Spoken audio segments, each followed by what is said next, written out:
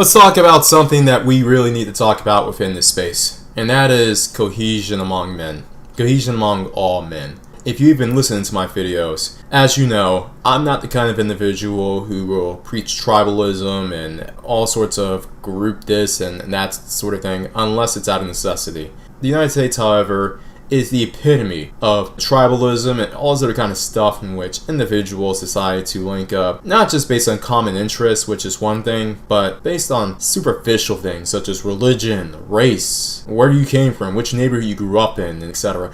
And quite frankly, a lot of that isn't going to work for the simple fact that anything other than meritocracy and common interests alters, dilutes, and weakens any sort of group in the end. Meaning that if you, as a group, decide to link up with people because you have a similar background or religion or skin color or anything of that nature, usually superficial things like that will triumph any other decisions you may make. Or if not those things directly, then other superficial things such as who's cool, who has enough swag, who has enough charisma, and who's the most entertaining, who gets the most bitches, and all this other kind of stuff. Look, the mind of tribalist people is one of base primal instinct, in which you can't trust these individuals to make the best selection and choice. There are very few people I know who are group-minded based on race who can make pragmatic decisions. There are very few people in that camp who I can say that, yes, they may be tribalist on a religious or racial perspective or country perspective even, but within that group they will choose the best of the best in order to speak for them or to lead them. Most people who believe in that philosophy are usually individuals who are among the weakest of their group, among the weakest of their race, among the weakest of their countrymen.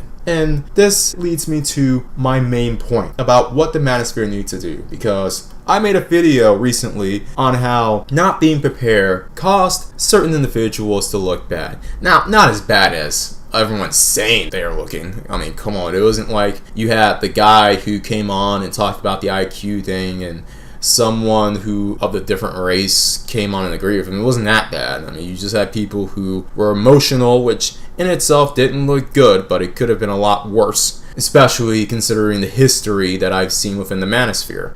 But those guys, nonetheless, decided not to listen to people who've been here before, so I'm going to send this message towards a different group of manosphere individuals and see how that message settles. In other words, how many views I get. And the main message is this: the time of tribalism is over. The time to play the, oh, I'm gonna befriend him or be cool with him because we share the same race, that shit's over. And for me to be the one who tells you this, I'm surprised I didn't make a video about this earlier, honestly. Group tribalism is the weakest form of unity, and it's the most basic form of unity. And yes, there are those who have helped me out because we shared the same skin color, and to you guys, I have nothing but thanks. Even though it was based on, a group or tribal perspective, you were genuine about it. And I would consider the guys who, even though you might be tribal and however you think, you guys are the ones who, out of that tribal group, will put people of merit in front of the line. Because most people who are tribal will not.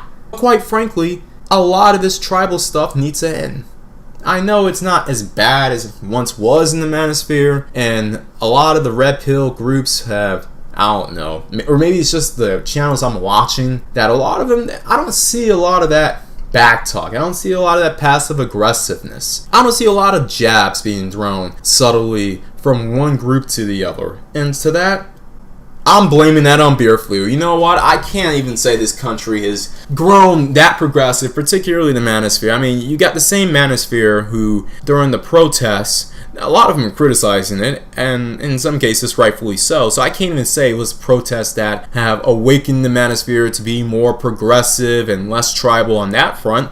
But I have seen a decline, a slight decline, a notable decline, in people who criticize others on group stuff, especially racially. And Maybe that's because the manosphere is getting younger. Maybe that's because everyone's suffering under beer flu. Maybe that's because people are starting to wake up and realize who our common enemies and rivals are. And to that, you know what? Yeah, that should have been done a long time ago, but better late than never, right? So, as far as tribalism and ethno-nationalism go, it is indeed for the weak. And we have seen examples on how people who have paired together due to superficial differences, they may have things going on at first, but a lot of it eventually falls down. A lot of it eventually gets exposed. And a lot of people who uphold that tribalist stance get exposed as well. Now, you do have people who share the same culture and similar backgrounds who have gotten together and have made wonderful things. But there is a common thing when it comes to these individuals. I'll give you the example on what we're seeing right now with the Four Horsemen between Alpha Male Strategies, Stefan Clinkscales, Fit Fearless, and MJ Get Right. Those individuals, while they all may be of the same color, and a lot of people say, whoa, look, that contradicts your point about tribalism, and tribalism's for the weak, and it doesn't work. Hold on there. Those guys, even though they may touch upon the subject of race, they don't identify themselves as a group who linked up because of their race. A lot of what they're linking up on are two things. One, how they get women, and two, to a lesser extent, fitness. And as you can tell, all four of those guys have a wealth of knowledge when it comes to both. Those are the primary reasons why those four guys linked up with each other. And we are seeing the success that they have brought into the manosphere. As a matter of fact, those guys, I dare say, if you want to go there with race, they're on the verge of, I would say, gentrifying the black manosphere. To the point where they're even giving Kevin Samuels a run for his money. This is unreal. Yes, Kevin Samuels puts in 3,000 plus concurrent viewers on average, and that in itself is a great feat. But to have those four guys put in 6,000 people at once, that is something that was at one point a lot of people said could only be done by mainstream media and non-manosphere guys or white manosphere guys. And to put in a comparison, Rollo Tomasi does pull in 1,000 plus on every show, which is good. But looking at what has been done by these four individuals is astounding. And the one thing that they didn't unify on and they don't focus on is the tribal aspect of race. Which leads me to my second point. These guys, their audience specifically, is very diverse. It's very racially diverse. You will have guys from all walks of life, of all races, all religions, all backgrounds, and various countries call into their shows, their individual shows, their unified Four Horsemen shows, etc. And do you know the reason why you get such a breadth and depth of callers and fans? It's because these guys don't identify themselves on a racial or ethnic standpoint. Yes, these guys aren't ashamed of their backgrounds, obviously. You can tell with how they conduct themselves. But it isn't the thing that defines them. Tribalism isn't what gets them up. Tribalism isn't what motivates them. Hell, women isn't the number one thing that motivates them. It's money. Money, purpose, and working out. And quite frankly, this is the stuff that's going to change the destiny of men in this country. Stuff like that. Grouping up and merging up, not based on ethnic identity or background and that sort of thing. And you know what? For those who it works for, then good on you. But in reality, note that even though that might work in your little space, you are getting left in the dust on a worldwide scale and are forfeiting millions, if not billions of dollars with closing yourself off to the rest of the world and compartmentalizing yourselves intentionally without having others to do it for you. If you need another example on the effects of tribalism versus meritocracy, look at the countries that embrace tribalism, particularly based on race or national origin. Yes, a lot of these countries are looked highly upon by certain people of the manosphere, whether it's on one side or the other, but in reality, most of these countries are at best second world in quality of life, versus countries where meritocracy reigns supreme.